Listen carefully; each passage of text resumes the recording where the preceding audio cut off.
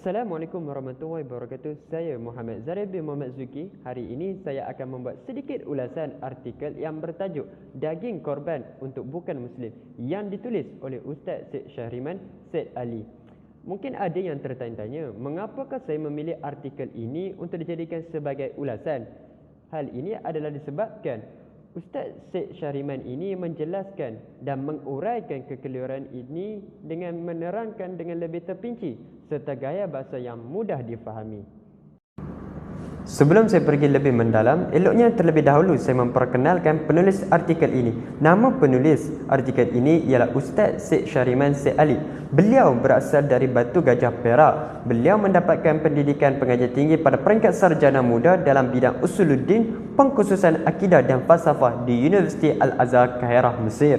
Dan kemudian beliau menyambung pengajian sarjana di salah sebuah universiti tempatan di Malaysia, iaitu di Universiti Malaya dalam bidang yang sama.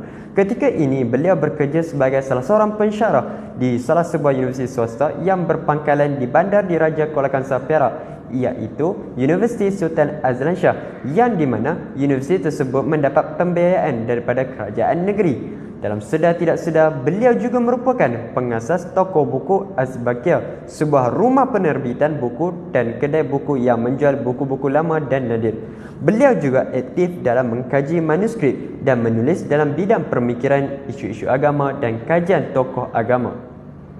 Antara karya beliau yang lain adalah Tuan Guru Haji Ibrahim, Ilmuwan Jawi Negeri Perak, yang diterbitkan pada tahun 2019, diikuti dengan sebuah buku yang diberi nama Aku, Buku dan Kota Kairah pada tahun 2020, yang merupakan sebuah mini memoir yang merakamkan riwayat hidupnya ketika berada di Kairah, Mesir. Artikel Daging Korban untuk Bukan Muslim ini mula diterbitkan dan dibukukan pada tahun 2021 yang panjangnya sehingga mencecah 6 muka surat. Penulis membangkitkan satu persoalan yang mungkin menjadi sensitiviti kepada orang Melayu, khususnya kepada orang Islam, iaitu berkenaan tentang adakah daging sembelihan boleh dinikmati oleh orang bukan Muslim. Jikalau diperhatikan balik secara logikal, jarang sekali kita lihat orang bukan Islam duduk satu meja bersama dengan orang Islam menikmati sesuatu hidangan. Hal ini kerana ada pantang larang dalam agama Islam untuk menjamah sesuatu makanan yang diharamkan oleh syarak. Lalu, penulis menjelaskan dan menguraikan kekeliruan itu dengan menerangkan dengan lebih terperinci berkenaan konsep dan latar belakang persyaratan ini dengan padat dan ringkas, bahawa ibadah korban adalah satu ibadah yang sangat dianjurkan dalam Islam.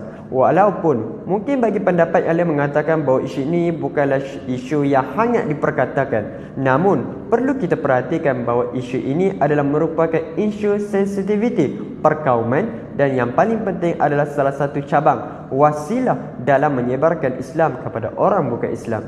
Justru saya ingin mencadangkan kepada Ustaz Syahriman untuk teruskan lagi penulisannya, kerana penulisannya yang begitu menarik dalam kalangan anak muda dengan penggunaan kosakata yang cukup membanggakan. Namun isu yang dibangkitkan itu lebih relevan dalam kepada keadaan semasa, agar pembaca tertarik untuk membaca sebuah penulisan yang cukup indah penggunaan kosakatanya. Dengan penerangan beliau ini dapat meyakinkan para pembaca untuk menjadikan penulisan beliau sebagai sebuah bahan rujukan.